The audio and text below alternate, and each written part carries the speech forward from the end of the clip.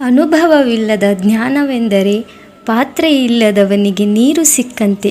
ನೀವು ಎಷ್ಟೇ ಜ್ಞಾನಿಗಳಾಗಿದ್ದರೂ ಸಹ ಅನುಭವ ಇಲ್ಲ ಅಂದರೆ ಜ್ಞಾನಕ್ಕೆ ಸಾಸಿವೆ ಕಾಳಷ್ಟೂ ಸಹ ಬೆಲೆ ಸಿಗುವುದಿಲ್ಲ. ಹಾಗಾಗಿ ಜೀವನದಲ್ಲಿ ಅನುಭವ ಮತ್ತು ಜ್ಞಾನ ಎರಡೂ ಸಮಾನವಾಗಿ ಇರಬೇಕು.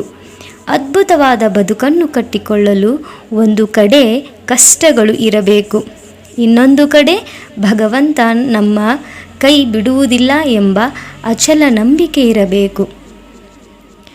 ಸ್ವಂತ ಬುದ್ಧಿ ಇಲ್ಲದ ಮೂರ್ಖರು ಮಾತ್ರ ಮತ್ತೊಬ್ಬರ ಮಾತನ್ನು ಕೇಳಿ ಒಬ್ಬರ ಬಗ್ಗೆ ತಪ್ಪಾಗಿ ತಿಳಿದುಕೊಳ್ಳುತ್ತಾರೆ. ಅಪಪ್ರಚಾರ ಎನ್ನುವುದು ಶತ್ರುಗಳಿಂದ ಹುಟ್ಟಿ ಅಜ್ಞಾನಿಗಳಿಂದ ಬೆಳೆದು ಮೂರ್ಖರಿಂದ ತೀರ್ಮಾನಪಟ್ಟಿರುತ್ತದೆ. ತಿರಸ್ಕಾರಕ್ಕೆ ಚಿಂತಿಸಬಾರದು, ಪುರಸ್ಕಾರಕ್ಕೆ ಕಾಯಬಾರದು. ಏನೇ ಬಂದರೂ ಹಿಗ್ಗಬಾರದು, ಎಂದಿಗೂ ಕುಗ್ಗಬಾರದು. ಸಮಯ ಮತ್ತು ಪರಿಸ್ಥಿತಿ ಯಾವ ಸಮಯದಲ್ಲಾದರೂ ಬದಲಾಗಬಹುದು. ಆದ್ದರಿಂದ ನೀವು ಯಾರಿಗೂ ಅವಮಾನ ಮಾಡಿ ಕೀಳಾಗಿ ನೋಡಬೇಡಿ. ತಿಳಿದು ಬದುಕು ಮನವೇ. ಸಹನೆಯು ನಿನ್ನದಾದರೆ ಸಕಲವೂ ನಿನ್ನದೇ. ವಿನಯ ನಿನ್ನದಾದರೆ ವಿಜಯವೂ ನಿನ್ನದೇ. ಕರ್ಮ ಹೇಳುತ್ತದೆ, ಪ್ರೀತಿ ಸಿಗಬೇಕೆಂದರೆ ಎಲ್ಲರನ್ನೂ ಪ್ರೀತಿಸು, ಗೌರವ ಸಿಗಬೇಕೆಂದರೆ ಎಲ್ಲರನ್ನೂ ಗೌರವಿಸು. ನೀನೇನು ಕೊಡುವೆಯೋ ಅದು ನಿನಗೆ ಮರಳಿ ಸಿಗುವುದು. ಬೇರೆಯವರಿಗೆ ಸಹಾಯ ಮಾಡುವಂಥ ನಿನ್ನ ಮನಸ್ಸು ಇರುವ ಜನಗಳಿಗೆ ಭಗವಂತ ಸಹ ಅವರ ಸಹಾಯಕ್ಕೆ ಬರುತ್ತಾನೆ.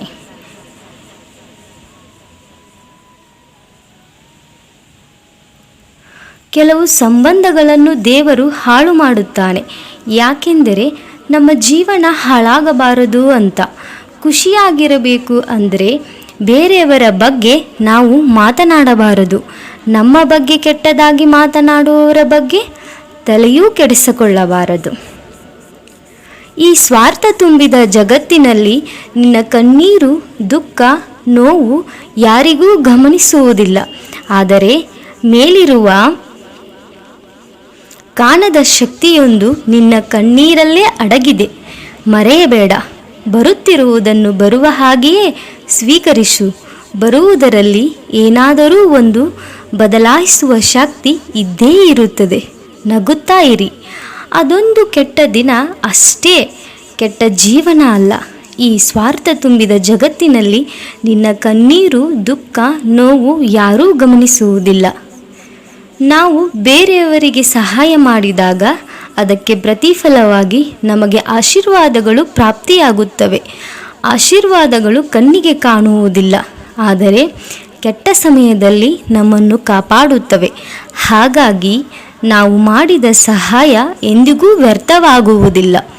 ಇಂದು ನಿನಗೆ ಮೋಸವಾಯಿತು ಎಂದು ಕೊರಗದಿರು.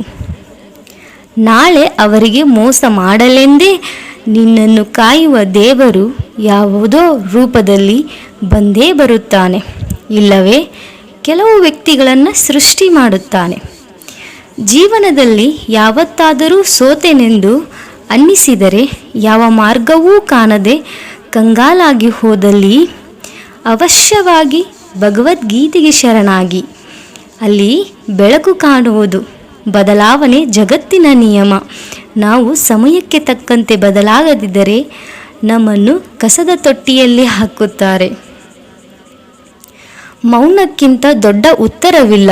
ಕ್ಷಮಿಸುವುದಕ್ಕಿಂತ ದೊಡ್ಡ ಶಕ್ತಿ ಇಲ್ಲ.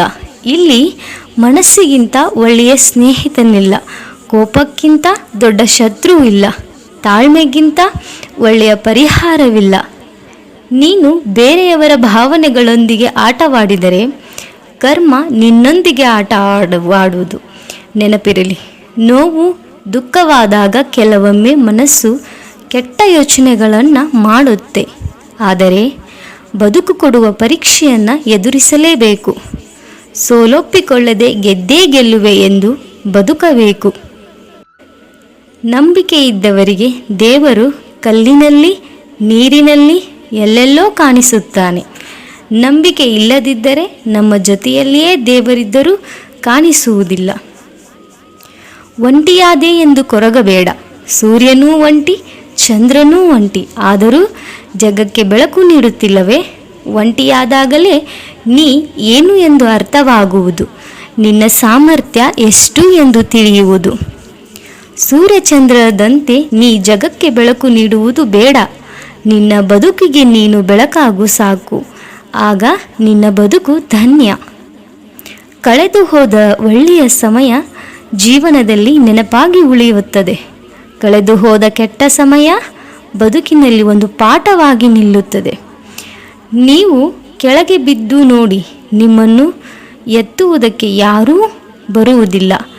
ನೀವು ಜೀವನದಲ್ಲಿ ಸ್ವಲ್ಪ ಮೇಲೇರುವುದಕ್ಕೆ ಶುರು ಮಾಡಿ, ನಿಮ್ಮನ್ನು ಕೆಳಗೆ ಬೀಳಿಸುವುದಕ್ಕೆ ಎಲ್ಲರೂ ಬರುತ್ತಾರೆ. ಜೀವನ ನಮಗೆ ಪ್ರತಿದಿನ ಕಷ್ಟ ಕೊಟ್ಟರೂ ಸೋಲೊಪ್ಪಿಕೊಳ್ಳದೆ ನಗುತ್ತಲೇ ಇರಿ. ಮುಂದೊಂದು ದಿನ ಕಷ್ಟಕ್ಕೆ ಸೋತು ನಮ್ಮಿಂದ ದೂರ ಆಗಬಹುದು. ಅರ್ಜುನ ಕೇಳುತ್ತಾನೆ, ಎಲ್ಲವೂ ಹಣೆ ಬರಹದಲ್ಲಿ ಬರೆದಿದ್ದಾರೆ ಅಂದ ಮೇಲೆ ಪ್ರಯತ್ನಪಟ್ಟು ಫಲವೇನು ಎಂದು ಶ್ರೀ ಭಗವಾನ್ ಕೃಷ್ಣ ಉತ್ತರಿಸುತ್ತೇನೆ. ಯಾರಿಗೂ ಗೊತ್ತು, ಪ್ರಯತ್ನ ಪಟ್ಟರೆ ಸಿಗುತ್ತದೆ ಎಂದು ಹಣೆ ಬರಹದಲ್ಲಿ ಬರೆದಿದ್ದರೆ? ಪ್ರಯತ್ನಂ ಸರ್ವಸಿದ್ಧಿ ಸಾಧನ. ಶಾಶ್ವತವಲ್ಲದ ಬದುಕಿಗೆ ಯಾಕಿಷ್ಟು ಹೋರಾಟ? ಬಿಟ್ಟು ಹೋಗುವ ಜನರಿಗೆ ಯಾಕಿಷ್ಟು ಹುಡುಕಾಟ? ಸಿಗೋದೇ ಇರುವುದಕ್ಕೆ ಯಾಕಿಷ್ಟು ಪ್ರಯತ್ನ? ನಿನಗೆ ಕೊಡಬೇಕಾದದ್ದು ನಾನು ಕೊಟ್ಟೇ ಕೊಡುವೆ, ಬೇರೆ ಸಿಗುವುದರ ಆಸೆ ಬಿಡು. ಹುಚ್ಚು ಮನಸ್ಸೇ, ಇಲ್ಲಿ ಯಾವುದೂ ಶಾಶ್ವತವಲ್ಲ.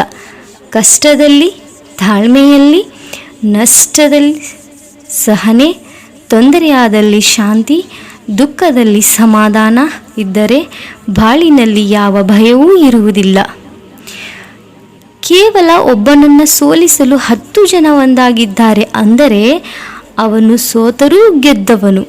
ನೀನು ಹೂ ಕೂಡ ಮಾಡದೆ ಒಂದು ದಿನ ನಿನ್ನ ಪಾಲಿಗೆ ಬರುವುದು ಮತ್ತು ಯಾವುದಕ್ಕೆ ನೀನು ಯೋಗ್ಯವಾಗಿದೆಯೋ ಅದೆಲ್ಲ ನಿನಗೆ ಸೂಕ್ತವಾದ ಸಮಯಕ್ಕೆ ದೊರಕುವುದು. ಮೋಸ ಮಾಡಿ ಗೆದ್ದವನು ಉದ್ಧಾರ ಆಗಿದ್ದು ಚರಿತ್ರೆಯಲ್ಲೇ ಇಲ್ಲ. ನ್ಯಾಯದಿಂದ ನಡೆದಿದ್ದು ಸೋತಿದ್ದು ಇತಿಹಾಸದಲ್ಲೇ ಇಲ್ಲ. ಮೋಸವಾಗಲಿ ಸತ್ಯವಾಗಲಿ ಅದಕ್ಕೆ ಕಾಲವೇ ಸರಿಯಾದ ಉತ್ತರ ನೀಡುತ್ತೆ. ಹತ್ತಿಯಂತೆ ಇರಬೇಡಿ, ಜನ ಹೊಸೆದು ಬಿಡುತ್ತಾರೆ. ಮುಳ್ಳಿನಂತೆ ಇರಿ, ಆಗ ಜನ ತುಳಿಯುವುದಿರಲಿ ಮುಟ್ಟುವುದಕ್ಕೂ ಹೆದರುತ್ತಾರೆ. ಜೊತೆಗೆ ಇದ್ದವರು ಬದಲಾಗುತ್ತಿದ್ದಾರೆ ಎಂದು ಬೇಸರಗೊಳ್ಳಬೇಡಿ, ಬದಲಾಗುವವರು ಆಗಲಿ ಬಿಡು. ಜನರು ಬಣ್ಣ ಬದಲಾಯಿಸಿದರೆ ದೇವರು ಸಮಯವನ್ನೇ ಬದಲಾಯಿಸುತ್ತಾರೆ.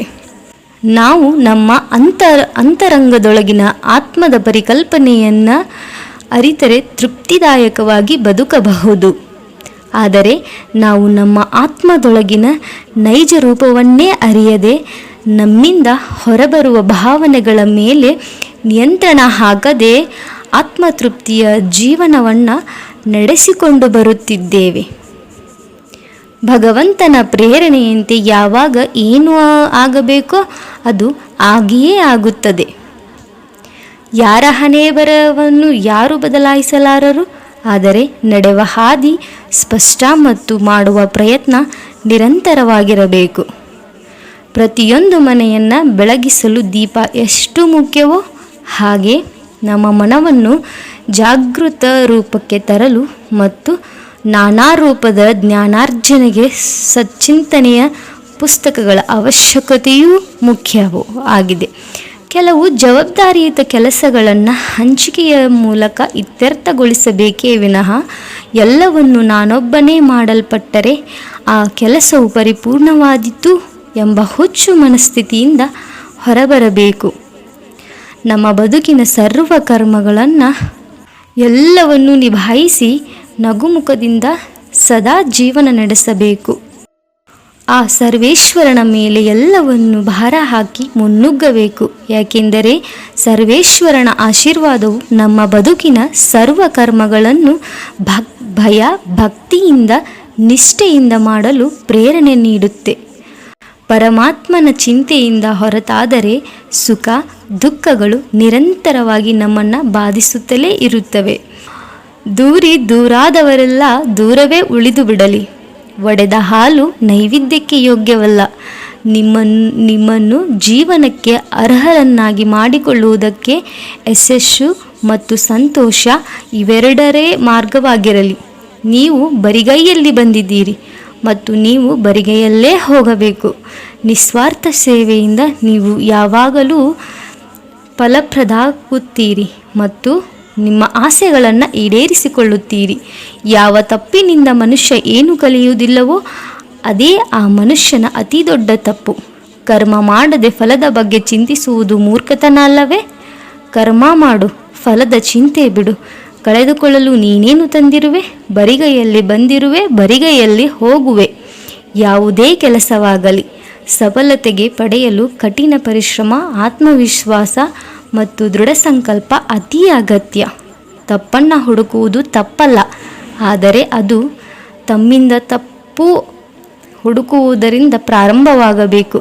ಎತ್ತರಕ್ಕೆ ಏರ ಬಯಸುವ ವ್ಯಕ್ತಿ ಏಣಿ ಕಟ್ಟುವ ಕಾರ್ಯದಲ್ಲಿ ನಿರತವಾಗಿರುತ್ತಾನೆ ವಿನಃ ಇನ್ನೊಬ್ಬರ ಏಳಿಗೆಗೆ ಕಲ್ಲು ಹಾಕುವುದರಲ್ಲಿ ಅಲ್ಲ. ನಮ್ಮ ಬದುಕಿನ ಗೆಲುವು ನಮ್ಮ ಮುಂದಿನ ಯೋಜನೆಯ ಆತ್ಮವಿಶ್ವಾಸವನ್ನು ವೃದ್ಧಿಸಿದರೆ, ನಮ್ಮ ಬದುಕಿನ ವೈಫಲ್ಯವೂ ಕೂಡ ಮುಂದಿನ ಗೆಲುವಿನ ರೇಖೆಯನ್ನು ಮುಟ್ಟಲು ಬೇಕಾದ ಪಾಠಗಳನ್ನು ಹೇಳಿಕೊಡುತ್ತದೆ. ಕೃಷ್ಣಂ ವಂದೇ ಜಗದ್ಗುರು. ಎಲ್ಲರಿಗೂ ಒಳ್ಳೆಯದಾಗಲಿ.